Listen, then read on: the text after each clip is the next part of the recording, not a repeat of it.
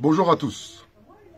Comme vous le savez, le mouvement La Révolution est en marche, lutte depuis plus d'1 an afin de réhabiliter le Galion pour en faire un pôle commercial, associatif et culturel.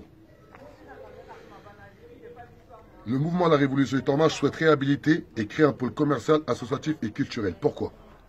Car il y a eu l'ANRU 1 exactement qui a débuté en 2004. Ils ont détruit 4 tours où on appelait le Viniprix avec des commerces de proximité. Plus de 10 ans après, on a sollicité les habitants qui habitent à proximité, d'où ils ont détruit les 4 tours plus les commerces de proximité. Tous à l'unanimité ont été clairs. Ils ont perdu en qualité de vie.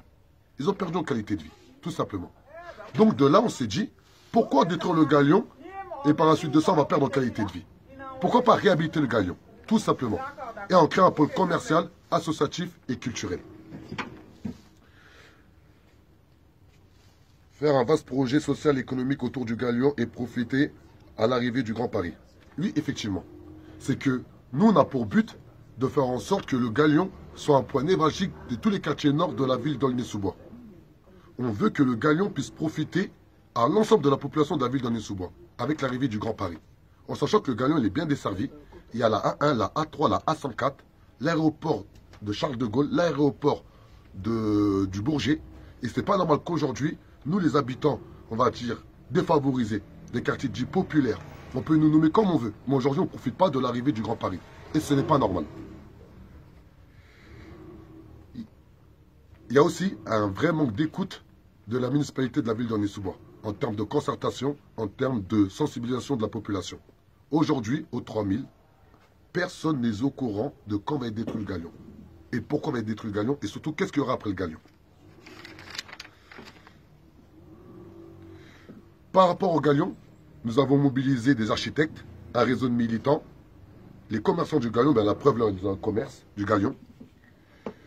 Nous avons sensibilisé aussi les habitants.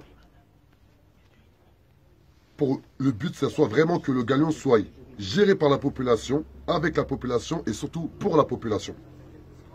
Nous avons engagé aussi 2 avocats. Un avocat sur le volet discrimination. Car comme vous pouvez voir derrière moi, il y a des écharpes. Et ça a été dit clairement par Imo Mousquetaire qui est Intermarché, qui ne veut pas de magasin dit communautaire dans la nouvelle place commerçante. Donc, nous avons pris un avocat et un des commerçants a pu porter plainte. À côté de ça, on a pris un 2e avocat. Sur le volet administratif, nous avons fait une plainte au tribunal administratif pour faire un recours contre la destruction du Galion. On attend un retour.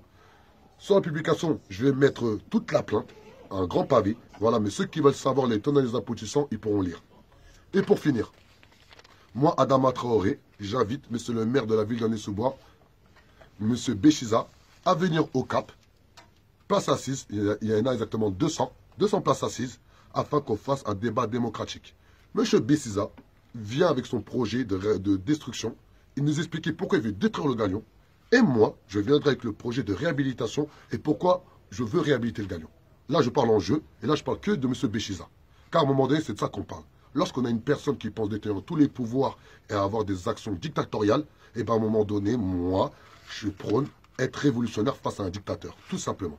La révolution est en marche et personne ne peut l'arrêter. Ciao.